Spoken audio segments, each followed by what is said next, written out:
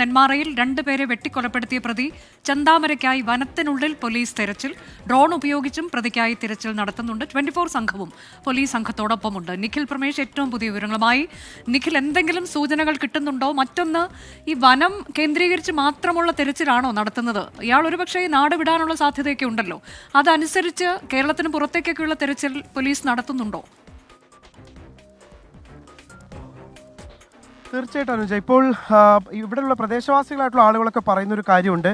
പ്രതി അധിക ദൂരം പോയിരിക്കാൻ സാധ്യതയില്ല എന്ന് തന്നെയാണ് ഇവിടെയുള്ള ആളുകൾ പറയുന്നത്. കാരണം അവരുടെയൊക്കെ കൺമുന്നിൽ ഉറപ്പായും ഇയാൾ പെടും എന്ന് പറയുന്നു. ആദ്യം ഓടി രക്ഷപ്പെടാൻ ശ്രമിച്ചപ്പോൾ തന്നെ വയലിൽ ഇയാളുടെ മൊബൈൽ ഫോൺ ഉപേക്ഷിച്ചിരുന്നു.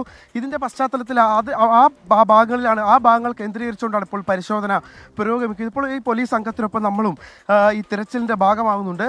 വിവിധ മേഖലകൾ, അതായത് ഇവരിപ്പോൾ പ്രധാനമായും പരിശോധിക്കുന്നത് ഈ പോകുന്നതിനിടയിലുള്ള ചെറിയ കുറ്റിക്കാടുകൾ, മറഞ്ഞിരിക്കാൻ സാധ്യതയുള്ള വിവിധ ഇടങ്ങൾ, അങ്ങനെയുള്ള സ്ഥലങ്ങളൊക്കെ കേന്ദ്രീകരിച്ചുകൊണ്ടുള്ളൊരു തിരച്ചിലാണ് ഇപ്പോൾ പുരോഗമിക്കുന്നത്. അങ്ങിങ്ങായി ചില വീടുകളുണ്ട്. ആ വീടുകളിൽ കാര്യങ്ങൾ ചോദിച്ച് മനസ്സിലാക്കുന്നുണ്ട്. അവിടെ എവിടെയെങ്കിലും ഒളിഞ്ഞിരിക്കുന്നുണ്ടോ, മറഞ്ഞിരിക്കുന്നുണ്ടോ തുടങ്ങിയ കാര്യങ്ങൾ പോലീസ് തേടുന്നുണ്ട്.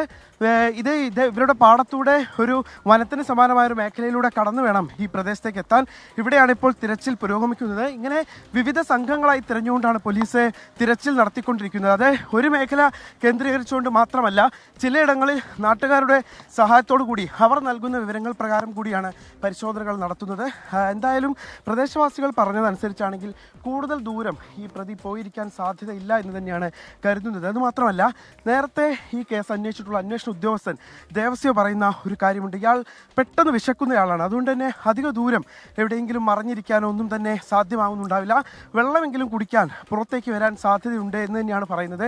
ഇതിൻ്റെ പശ്ചാത്തലത്തിലാണ് ഈ പ്രദേശം കേന്ദ്രീകരിച്ചുകൊണ്ട് തന്നെ ഏതാണ്ട് ഒരു 3 കിലോമീറ്റർ ചുറ്റളവിൽ തന്നെ വ്യാപകമായിട്ടുള്ള തിരച്ചിൽ ഇപ്പോൾ വിവിധ സംഘങ്ങളായി തിരഞ്ഞുകൊണ്ട് നടത്തിക്കൊണ്ടിരിക്കുന്നത്. ആലത്തൂർ ഡിവിഎസ്പിയുടെ നേതൃത്വത്തിലുള്ള സംഘമാണ് ഇവിടേക്ക് ഏറ്റവും ആദ്യം എത്തിച്ചേർന്ന് ഈ തിരച്ചിൽ ഇപ്പോൾ ഊർജിതമാക്കിക്കൊണ്ടിരിക്കുന്നത്. ഓരോ മേഖലകളും, അതായത് ഒളിഞ്ഞിരിക്കാൻ സാധ്യതയുള്ള വിവിധ മേഖലകൾ കേന്ദ്രീകരിച്ചുകൊണ്ടുള്ള ഒരു തിരച്ചിലാണ് നടത്തിക്കൊണ്ടിരിക്കുന്നത്. ഈ അരും കൊല നടത്തിയ ഇരട്ട കൊലപാതകം, ഒരേ ദിവസം കൊലപാതകം നടത്തിയ ഈ പ്രതിക്ക് വേണ്ടിയിട്ട് പൂർണ്ണമായി മേഖലയാകെ വലവിരിച്ചിരിക്കുകയാണ് പോലീസ്. എവിടെയെങ്കിലും പ്രതി മറഞ്ഞിരിക്കുന്നുണ്ടാകും എന്ന് തന്നെയാണ് കരുതുന്നത്. കൂടുതൽ ദൂരത്തേക്ക് പോകാനുള്ള സാധ്യത വളരെ കുറവാണ് എന്നാണ് പ്രദേശവാസികളും അതോടൊപ്പം തന്നെ പോലീസും പറയുന്നത്. ഇയാൾക്ക് തമിഴ്നാട്ടിലൊക്കെ കടന്നു കളയുന്നതിന് വേണ്ടിയിട്ടുള്ള സാധ്യതകളുണ്ട്. അവിടെയൊക്കെ ബന്ധുക്കളുണ്ട് എന്നാണ് പറയുന്നത്. പക്ഷേ എന്നിരിക്കെയും അവിടേക്ക് ഇയാൾ കടന്നു കളയാനുള്ള സാധ്യത കുറവാണ് എന്നാണ് പറയുന്നത്. അതിനുള്ളൊരു അവസരം കിട്ടിയിരിക്കാൻ സാധ്യതയില്ല. കാരണം അധിക ദൂരം പോയാൽ ഉറപ്പായും ഈ പ്രതിയെ നാട്ടുകാർ തിരിച്ചറിയും. കാരണം നാട്ടുകാർക്കും കൃത്യമായി അറിയാം ഏതൊക്കെയായിരിക്കും ഇയാൾ സ്വീകരിക്കാൻ സാധ്യതയുള്ള വഴികൾ എന്നുള്ളത്.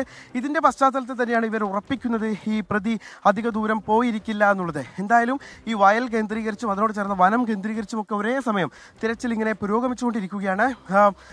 അതിൻ്റെ ദൃശ്യങ്ങളാണ്, അതിൻ്റെ തത്സമയ ദൃശ്യങ്ങളാണ് നമ്മളിപ്പോൾ കണ്ടുകൊണ്ടിരിക്കുന്നത്. ഇന്ന് തന്നെ പ്രതിയെ പിടികൂടാൻ കഴിയുമെന്നുള്ള ആത്മവിശ്വാസം പോലീസ് പ്രകടിപ്പിക്കുന്നുണ്ട്. പിടികൂടുക എന്നത് വളരെ പ്രധാനമാണല്ലോ നിഖിൽ. കാരണം 3 പേരെ കൊന്ന പ്രതിയാണ്. അപ്പോൾ ആ ആളുകൾക്ക്, അവിടെയൊക്കെയുള്ള ആളുകൾക്ക് എന്തൊരു പേടിയായിരിക്കും. ജനങ്ങൾക്ക് ഭീതി. പോലീസിൽ പരാതിപ്പെട്ടിട്ടും ഇതാണ് സംഭവിച്ചത്. എത്രയും പെട്ടെന്ന് ഇയാളെ വലയിലാക്കുക എന്നുള്ളത് പോലീസിന്റെ ഏറ്റവും മുന്തിയ പരിഗണന തന്നെയാണല്ലോ, അല്ലേ? തീർച്ചയായിട്ടും അനുജ, അക്കാര്യത്തിൽ ഒരു തർക്കവുമില്ല. കാരണം ആളുകളെ സംബന്ധിച്ചിടത്തോളം അവരും വലിയ ഭീതിയിലും അവർ വലിയ അമർഷത്തിലുമാണ്. അതാണ് ഏറ്റവും പ്രധാനപ്പെട്ട കാര്യം. അവർ വലിയ അമർഷത്തിലാണ്. അവർ പറയുന്നൊരു പ്രധാനപ്പെട്ട കാര്യം എന്ന് പറയുന്നത് ഇത്തരത്തിലുള്ളൊരു പ്രതി, അതായത് പരോളിൽ ഇറങ്ങിയ ശേഷവും ഈ സുധാകരനും കുടുംബത്തിനും ഭീഷണി ഉയർത്തിക്കൊണ്ട്, നിങ്ങളെ കൊന്നുകളയുമെന്ന് ഭീഷണിപ്പെടുത്തിക്കൊണ്ട് നിലനിൽക്കുന്ന ഒരു പ്രതി നിയമ സംവിധാനത്തെയും ആളുകളെയും ഒക്കെ വെല്ലുവിളിച്ചുകൊണ്ട് പ്രവർത്തിക്കുന്നു. ഇതിൻ്റെ പശ്ചാത്തലത്തിൽ നാട്ടുകാർ തന്നെ വലിയ അമർഷത്തിലാണ്. അവർ മാധ്യമങ്ങൾക്ക് മുന്നിൽ പറഞ്ഞില്ലെങ്കിലും അവർ രഹസ്യമായി പറയുന്നത് ഈ പ്രതിയെ ഞങ്ങളുടെ കൈവശമാണ് കിട്ടുന്നതെങ്കിൽ ഞങ്ങൾ വെച്ച് കളയില്ല എന്നാണ് അവർ പറയുന്നത്. വലിയ അമർഷത്തിലാണ്. അതുകൊണ്ട് തന്നെയാണ് 20 സംഘങ്ങളായി തിരിഞ്ഞുകൊണ്ട് അവർ ഇപ്പോൾ തിരച്ചിൽ നടത്തിക്കൊണ്ടിരിക്കുന്നത്. രാവിലെ മുതൽ തുടങ്ങിയ തിരച്ചിലാണ്.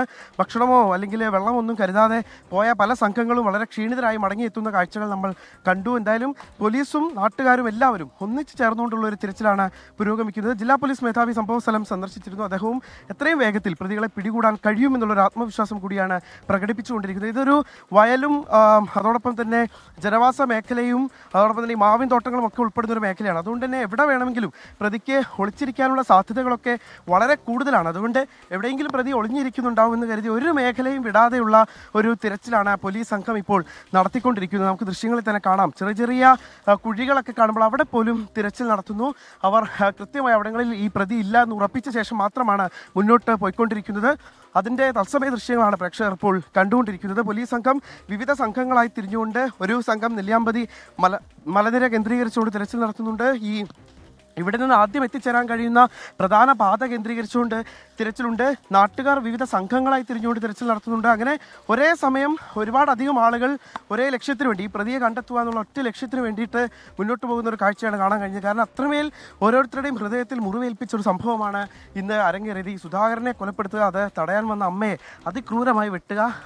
അല്പം കഴിഞ്ഞാൽ സുധാകരൻ കൊല്ലപ്പെട്ട് അല്പം കൂടി കഴിഞ്ഞാണ് ഈ അവരുടെ അമ്മ ലക്ഷ്മിയും, മീനാക്ഷി എന്ന ലക്ഷ്മിയും കൊല്ലപ്പെട്ടത്. അതും അവർ ഒരുപാടധികം വേദന അനുഭവിച്ചു. അതായത് അവർ ഇവിടെ കണ്ടു നിന്ന ആളുകളൊക്കെ പറഞ്ഞത് നന്നായി തന്നെ അവർക്ക് വെട്ടേറ്റിട്ടുണ്ട് എന്നൊക്കെയായിരുന്നു. അത്തരത്തിൽ വളരെ ക്രൂരമായൊരു കൊലപാതകമാണ് ഇവിടെ അരങ്ങേറിയിട്ടുള്ളത്. അതുകൊണ്ട് തന്നെ ആ ക്രൂരമായ കൊലപാതകം നടത്തിയ പ്രതിയെ എത്രയും വേഗത്തിൽ പിടികൂടണമെന്നുള്ള ആവശ്യം ശക്തമാണ്. നാട്ടുകാരുടെ പ്രതിഷേധമൊക്കെ ഇവിടെ ഉണ്ടായിരുന്നു. പ്രതിയെ എത്രയും വേഗം പിടികൂടുമെന്നുള്ള ഉറപ്പിൻ്റെ പശ്ചാത്തലത്തിലാണ് അവർ ആ പ്രതിഷേധം അവസാനിപ്പിച്ചത്. ഇപ്പോൾ നമ്മൾ ഈ വയലിലൂടെയാണ് സഞ്ചരിച്ചുകൊണ്ടിരിക്കുന്നത്. പോലീസ് സംഘം അവർക്ക് സംശയമുള്ള ഓരോ ഇടങ്ങളിലും, അതായത് പൂർണ്ണമായും ഉറപ്പാക്കുകയാണ്. ഇയാൾ ഈ ആയുധം ഉപേക്ഷിച്ചിട്ടാണോ പോയത്? ഇയാളുടെ പക്കൽ ഇപ്പോഴും ആയുധമുണ്ടോ?